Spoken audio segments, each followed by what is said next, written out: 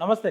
మనందరికీ తెలిసిందే మహిళా శిశు సంక్షేమ శాఖ మార్చులు ఏదైతే సీతక్క గారు ఈ తెలంగాణ రాష్ట్రంలో ఉన్న అంగన్వాడీలకు 38,000 ఫోన్లు పంచే కార్యక్రమం ఏదైతే ఉందో అందులో దాదాపు 30 కోట్ల స్కామ్ జరిగిందని బీఆర్ఎస్ పార్టీకి సంబంధించిన మన్నే క్రిషన్ గారు తీవ్రమైన ఆరోపణ చేసే నేపథ్యంలో సీతక్క గారు తనదైన స్టైల్లో రియాక్ట్ అయ్యారు.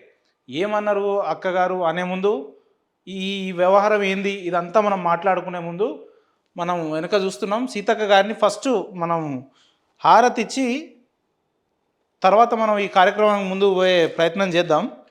ఎందుకంటే సీతక్కకు మంగళహారతి ఇవ్వాలి, ఫస్ట్ అగరబత్తుల హారతి కూడా ఇవ్వాలి. సీతక్క మా అక్క. చలో అక్కకు ఇక అగరత్తుల హారతి ఇచ్చి ప్రోగ్రాం మొదలు పెడదాం. సీతక్క సీతక్క నిండు 100 ఏళ్ళు ఆయుర ఆరోగ్యాలతో బాగుండాలి మా సీతక్క.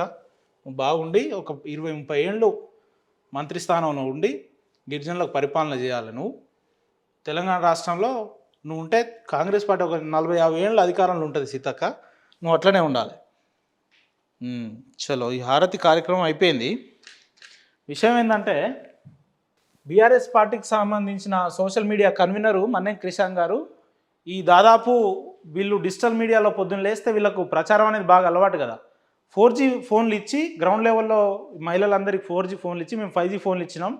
దాదాపు ఒక్కొక్క ఫోన్కి అది 6-7 వేల రూపాయలకు వచ్చే ఫోను 14,000 రూపాయలు కొనుగోలు చేసినామని చెప్పారు. అంటే జనాలను అంత పిచ్చోళ్ళని చేస్తుర్రా సీతక్క, నాకు అర్థం కాదు. మీరు పర్చేజ్ చేసిన ఫోన్లు ఏంది, మీరు టెండర్లో చెప్పిన ఫోన్లు ఏంది, 5G ఫోన్లు ఇస్తామని టెండర్లో చెప్పి 24 కోట్లకు టెండర్ అని చెప్పి 54 కోట్లకు ఎట్లా పెరిగింది? ఆ ఫోన్ ప్రైస్ ఎంత యాక్చువల్లీ? ఏం ఫోన్లు అవి? ఇగో గ్యాలక్సీ A06 ఫోన్లు. వీళ్ళు ఇచ్చిన ఫోను 4G ఫోన్ దాదాపు 9,000, అంటే 10,000 వేసుకోండి పోనీ 10,000. అదే 5G అయితే 14,000. కానీ ఈ ప్రైజ్ వేసింది ఎవరికి? 5G ప్రైజ్ వేసి వీళ్ళు ఇచ్చింది 4G ప్రైజ్. 14,000కు మేము ఫోన్లు కొన్నామని చెప్పి వాళ్ళు ఇచ్చింది 4G ఫోన్లు. 5G ఫోన్లు ఇచ్చినామని చెప్పి 4G ఫోన్లు ఇచ్చి 14,000 అని దాని ప్రైజ్ పెట్టారు. 24 కోట్లకు ఉన్న టెండర్ కాస్త 54 కోట్లకు పెట్టి ఈ తతంగం అంతా నడిపించే ప్రయత్నం చేశారు. 38,000 ఫోన్లు ఈ అంగన్వాడీ మహిళలకు ఇచ్చే ప్రయత్నం జరిగింది. ఇప్పుడు చిన్న పిల్లలకి కూరగాయల మార్కెట్లో కూడా బల్క్గా తీసుకుంటే మనకు ప్రైస్ తక్కువ వస్తుంది అనేది ఈ రాష్ట్రంలో చిన్న పిల్లలకు కూడా తెలుసు. ఇప్పుడు మీరు 38,000 ఫోన్లు తీసుకున్నారు అని అంటే వాడు ఒకవేళ 5G ఫోన్ తీసుకున్నా కూడా ఇదే ప్రైజ్కి ఇస్తాడా? ఏ మొబైల్ షాప్ పోయినా మనం ఒక 5-10 ఫోన్లు తీసుకుంటేనే ఒక్కొక్క ఫోన్ మీద దాదాపు 2-3 వేల రూపాయలు తగ్గించి ఇస్తాడు మనకు. అలాంటిది ప్రభుత్వం ఏకకాలంగా 38,000 ఫోన్లు కొన్నప్పుడు 14,000 రూపాయలు కాస్ట్ అవుతుందా? ఒకవేళ 5G ఫోన్ అనుకున్నా కూడా మీరు అనే 14,000 ప్రైజ్ అనుకున్నా 14,000 రూపాయలు అవుతుందా? ఎవరిని మోసం చేస్తారు సీతక్క మీరు? అంటే మేము అధికారంలో ఉన్నాం, మేము ఏది చెప్తే అది జనాలు నమ్ముతారు, పిచ్చోళ్ళు కదా అని అనుకున్నట్టు ఉంటే సీతక్క, మీరు గిరిజన ప్రాంతం నుంచి వచ్చిన బిడ్డగా మిమ్మల్ని తెలంగాణ రాష్ట్ర ప్రజలు ఆరాధిస్తారు. కానీ మీరు ఈ రకంగా అధికారాన్ని అడ్డం పెట్టుకొని ఏది పడితే అది చెలాయిస్తాం, అడిగిన వాళ్ళని చెప్పు తీసుకొని కొడతాం. ఒక మహిళగా మీరు ఈ మాట మాట్లాడవచ్చా? అధికారం రాగానే మీకు ఏమైనా కొమ్ములు పెరిగినాయాక ఏం చేసిర్రు చెప్పండి?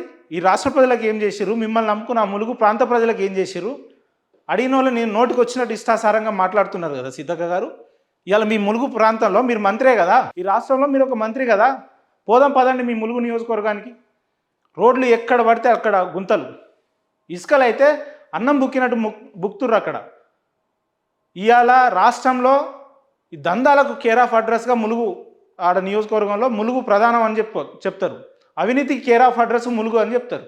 పొద్దున్న లేస్తే సోషల్ మీడియాలలో రీల్స్ చేసుకుంటా వీడియోలు పెట్టడం, నేనేదో గిరిజన ప్రాంతంలో నుంచి వచ్చిన చెట్ల మధ్య నుంచి నా కారు పోకపోతే నేను బండ్ల మీద పోతున్నా, నేను సైకిల్ మీద పోతున్నా, నడుచుకుంటూ పోయి దుప్పట్లు ఇస్తున్నా, పలకలు ఇస్తున్నా.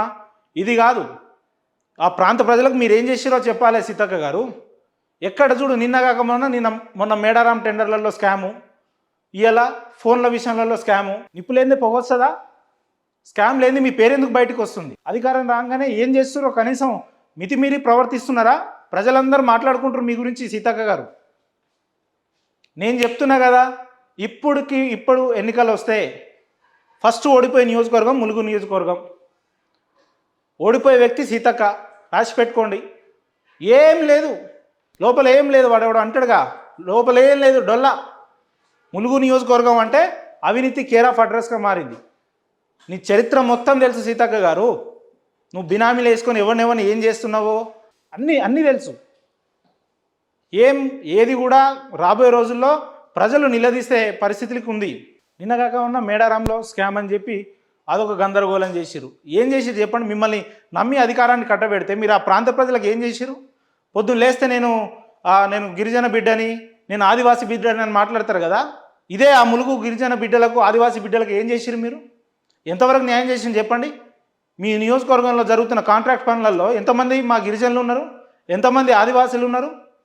ఎంతమంది గిరిజన ఆదివాసులకు ఇలా ప్రభుత్వ పథకాలు వస్తున్నాయి? ఎంతమందికి మేలు చేయగలిగారు మీరు?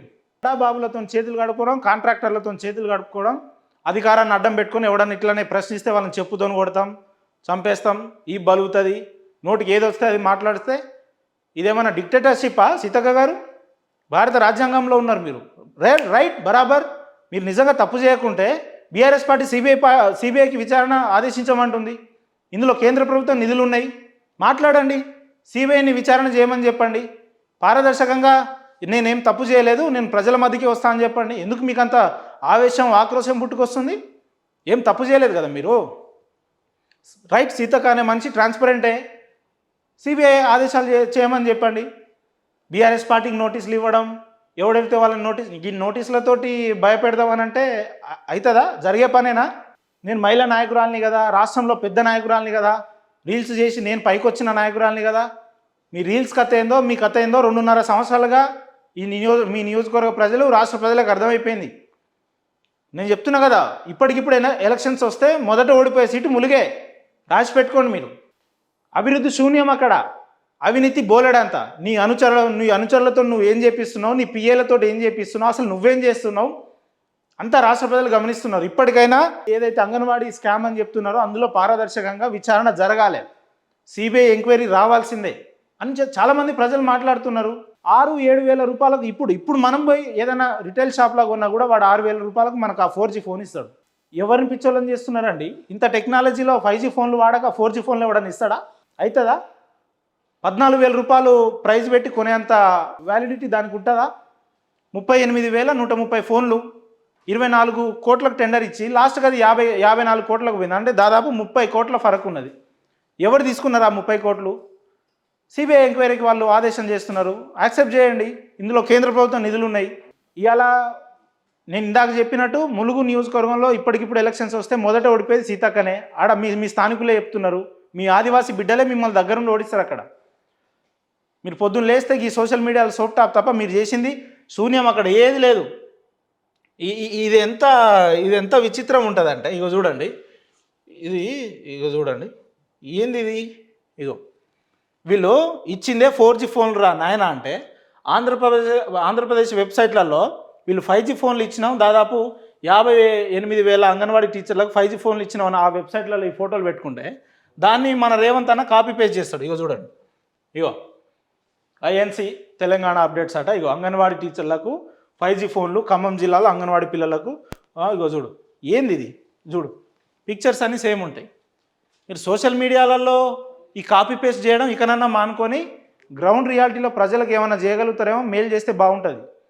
సీతక్క అనే వ్యక్తి నిల్లక్కడ మంత్రిగా ఉండి ఆమె ఏం చేయలేకపోయింది అక్కడ. ఇకనన్నా సీతక్క గారు ఇలాంటివి భవిష్యత్తులో పునరావృతం కాకుండా తను జాగ్రత్తలు తీసుకుంటే బాగుంటుంది. తను నమ్ముకున్న ప్రజలకు కావచ్చు, ఆ ప్రాంత ప్రజలకు ఏమైనా మేలు చేసే దిశగా మీ కార్యాచరణలు ఉండాలని కోరుకుంటున్నాం సీతక్క గారు.